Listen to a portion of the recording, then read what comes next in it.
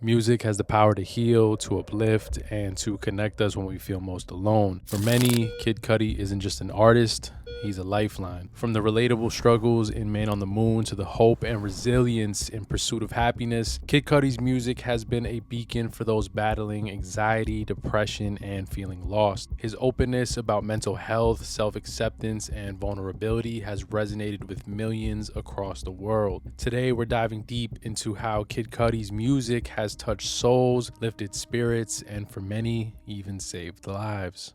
Kid Cudi's journey begins in Cleveland, Ohio. He was born on January 30th, 1984 to his mother, Elsie Harriet, who was a school teacher, father Lindbergh Mescudi, who was a house painter, substitute teacher, and a World War II veteran. He was the youngest of 4 children. He has 2 older brothers named Domingo and Dean, and an older sister named Maisha. Cudi's upbringing came with plenty of turbulence early on, starting when his father passed away from cancer when he was just 11 years old. His passing had a significant effect on his life, personality, and music. Cudi would go on to attend Shaker Heights High School for 2 years before transferring to Salon High School. He would eventually get expelled for threatening to punch his principal and would later get his GED. After high school, Cudi would enroll in the film program at the University of Toledo, but dropped out after just 1 year. Cudi first started rapping in 2003 and was heavily inspired by alternative hip-hop groups such as The Far Side and A Tribe Called Quest. He would eventually decide to move to New York City to pursue a music career in 2004 when he was just 20 years old. It's real, nigga. Real bunch of accident. Everything, man. That's what you gotta do. I came all the way out here, man, from Cleveland, Ohio, man, just to do this shit right. You know what I'm saying? This grind to pay off, as y'all seen today. You know what I'm saying? Just got done meeting with some execs, nigga. Now we back in the hood. Go to the studio, brew up some more crack. We're right back on our job. Right back on the job. After leaving Cleveland, all he had was about $500 and a demo tape. He would move in with his uncle, Khalil Mahdi, an accomplished jazz drummer who lived in the South Bronx that he never formally met prior to the move. He let him stay there for free until he got on his feet. It took him about 5 months or so to find his first job. In the meantime, he would take his time getting to know the city, walking around Times Square, trying to soak it all in. In an interview with Complex, he stated, "Yeah, I didn't have a job for about the first 5 months there, so I had to make that $500 stretch. I didn't have any friends and I didn't know anybody, so my thing to do then was to go to Times Square and just walk around. I wanted to be a New Yorker so bad." Soon after, he gained employment working at a few Manhattan clothing stores that included American Apparel, Abercrombie & Fitch, and Bape. He recalled his experience at Bape in his interview on Hot Ones, stating, "Working at that store was like the greatest to me, and at that time, like, it was bigger than getting a record deal." Yeah. You know, like, and I really wanted a record deal at that time, you know, but it was like, well, shit, I got the Bape store, I'm good, you know? Like, it was such a major thing because of what it meant to the culture and what it was. Now, during this time, he didn't record music that much as he was still trying to get on his feet while in the city. Ironically, it was during this time where he made his first encounter with hip-hop icon Kanye West at a Virgin Megastore. He recounted in the 2009 Spin interview, "I was looking at CDs, saw the gleam of a Jesus piece in the right side of my eye, looked up, and it was Kanye West. He introduced himself and offered West some of his music. After getting settled, he'd eventually befriend producer and frequent collaborator Dr. Genius in Brooklyn. The two met in 2006 while Dot was attending NYU. He had a studio in his basement with equipment that was bought by his parents, naming it Headbanger Music Studios." The fucking visor shit on my hat. Anything new? That's for DJing? Yeah, you know, just a little extra light. About to go? We about to go to San Diego, do a show, you know, tear it down. You know, it's my first time in San Diego, so fucking, I'm ready.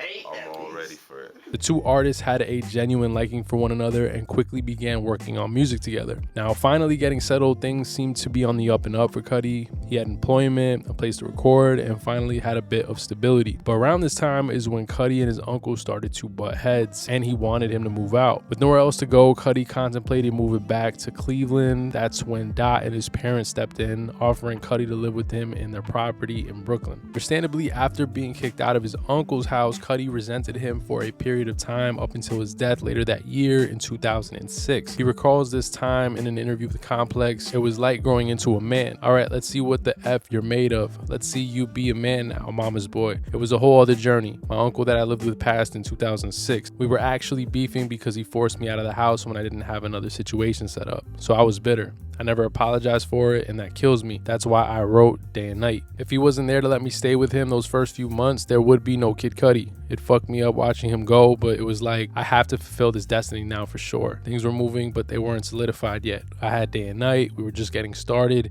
and I was like, this shit has got to pop off. I wasn't taking no for an answer. Now, working with Dot on the regular on music, his uncle's death inspired the song that would change his life forever.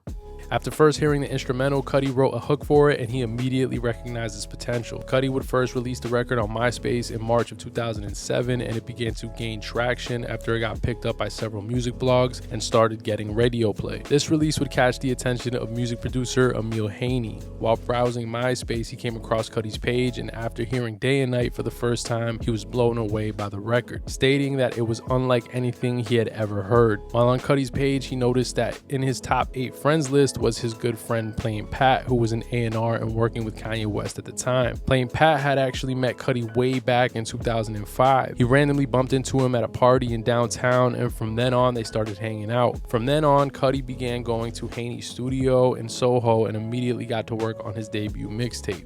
In the meantime, the record began to pick up so much steam that he was met with an ultimatum. Cudi was offered to go on his first official tour in Australia for 3 weeks, and with that, he was faced with the decision of quitting his job at the Babe store in Soho. With no plan, no money, and no certainty, Cudi took the chance and went on tour. Now, after returning from tour, Cudi was now stuck with figuring out what was next for him. That's when Plain Pat called him and told him Kanye West wanted him to come out to Hawaii to work on music. Pat would play West some of Cudi's early demos and music off of the mixtape they were making. After hearing it for the first time, West told him that he needed to be a part of it. It was during these Hawaii sessions where Cudi helped West write for the record Already Home off of Jay-Z's Blueprint 3 and West's culture-shifting project 808s and Heartbreak. After returning to New York, now with the co-sign of Kanye West, Cudi was ready to share his music with the world. On July 17, 2008, he released his debut mixtape, A Kid Named Cudi. Upon its release, the mixtape was well received overall and gained favorable reviews from music critics. His music was unlike anything anyone had ever heard before, blending styles and completely defying genres. This project could be credited for completely changing the persona of rap music in its entirety. Soon after Kid Cudi would sign to Kanye West's Good Music label, he was declared an artist to watch by Rolling Stone, Vibe, The Source, and even made the XXL freshman cover in 2009. That same year, Cudi would release his debut album, Man on the Moon, The End of Day, on September 15, 2009, selling 100,000 copies first week. He would go on to get nominated for 3 awards at the 2010 Grammys for his singles Day and Night and Make Her Say.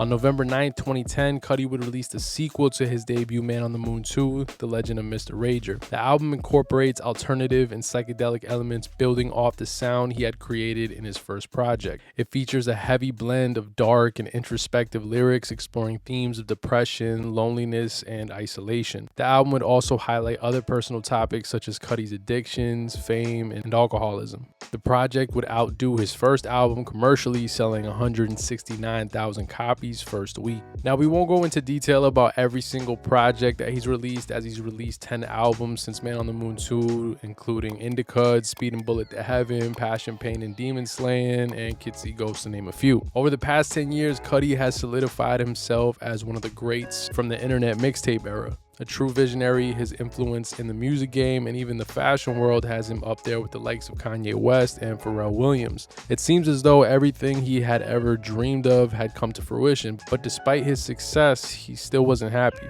He was still struggling with his addictions and found himself waking up every morning feeling miserable. He went into detail about this in an interview with Headcracks Hip Hop Sport in 2013. Well, for me, I just got to this point. And especially up until recently, I gave up liquor. I don't drink anymore. It's been 5.5 months. So you've kicked it off. Well, the booze was a new thing for me. I didn't realize I was an alcoholic all these years. I was, I had a problem, and I think with any addiction, you have to be ready to make the choice. Whether it's cigarettes or anything, you have to just commit, and you just have to stick with it. And I think for me, with liquor, because I stopped everything cold turkey. When I had my cocaine problem, I stopped cold turkey. I didn't go to rehab. I don't believe in these things. Right. Some people need the extra help. Not me. I wasn't a drug addict before this crap. I wasn't doing cocaine. I wasn't getting wasted every night because I didn't want to be alone. I wasn't this dark person before the madness. I was a whole nother dude, you know? I don't even think I smoked weed as much because we couldn't afford it. Right. You know what I mean? And I lived in Ohio. This is no good bud out there. So, well, probably is now. But, you know, you just have to make the choice and decide the person you want to be and stick with it. Despite his best efforts, and like with any addiction, he continued to struggle, relapsing in the process and continuing to struggle with his mental health. In a 2014 interview with Arsenio Hall, he spoke on his struggles with depression and suicidal ideation. If you could look into the camera and speak to your colleagues, what would you tell them that hip-hop needs? What does hip-hop need to do? I think the braggadocio, money, cash, hoes thing needs to be deaded.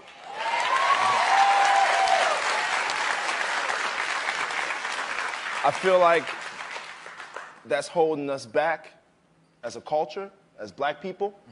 That doesn't advance us in any way, shape, or form. We've been doing that same theme for years now. It's been like, what, 4 decades of the same old sorry for my language.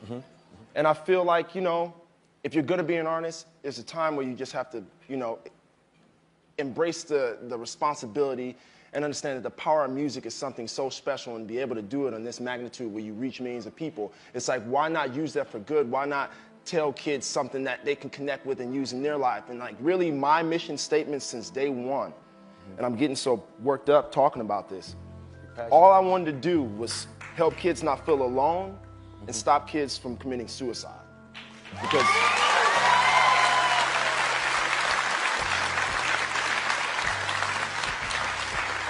thank you. And I'm never try to be political, and I'm actually like shaking. I can't believe I'm saying this. Those two specific things. Yeah. Where does that come from? Well, I dealt with suicide for the past 5 years. You know, like there wasn't a week or a day that didn't go by where I was just like, you know, I want to check out. You know, and I know what that feels like, and I know it comes from loneliness. I know it comes from not having self-worth, not loving yourself. And these are things that, you know, kids don't have music that can coach them and give them that guidance. I didn't have that. What about the kids who, you know, you never really had an artist where you connected with them all across the board, you know? And I think that that's my job. I'm just really just trying to guide people and help people, because, you know, loneliness is a terrible, terrible thing, man. And if you don't know how to conquer it, it can eat you alive. Since speaking so publicly about his mental health, he had become somewhat of a guiding light for those dealing with the same issues. This is why you may see so many individuals talking about how Kid Cudi is the reason they're still alive, showing that simply having someone to relate to and a voice speaking out about these things can really do wonders on the world. In an interview with New York City radio station Hot 97, Jaden Smith spoke on Cudi's influence on him. Cudi would always say things that just would like changed my life. And then, you know, I thought it was just me and my brother for a while. And then I got older and started going to festivals. And then I realized, like, oh man, everybody feels like that. Like, everybody has felt that from Cudi. Everybody says that Cudi saved their life. Everybody, you know, if you're born at that right time, everybody was in high school and just like chilling. And everybody had that same experience listening to Cudi. If someone listened to Cudi, you knew like something about them. You know what I mean? It's like you can tell certain things about them, you know what I mean? And it's like, oh man, I wanna like have, like, I wanna be that type of artist, you know what I mean? Like, that's why Cudi is my favorite artist. American comedian and actor Pete Davidson, who called Kid Cudi the best musician that's ever lived. In an interview on The Breakfast Club, he also shared his own struggles with mental health, claims Cudi's music saved his life. Hip hop. Why you like Kid Cudi so much? You saved my life. I would have killed myself if I didn't have Kid Cudi. There's me. If you're 25 and under, I truly believe that Kid Cudi saved your life. Kid Cudi over the years has inspired an entire generation of young artists to not be afraid of exploring a wide array of emotion, and many have sought to adopt elements of his music into their own. Never caring to fit into conventional boundaries, Cudi became a voice for those who felt unrepresented and alone.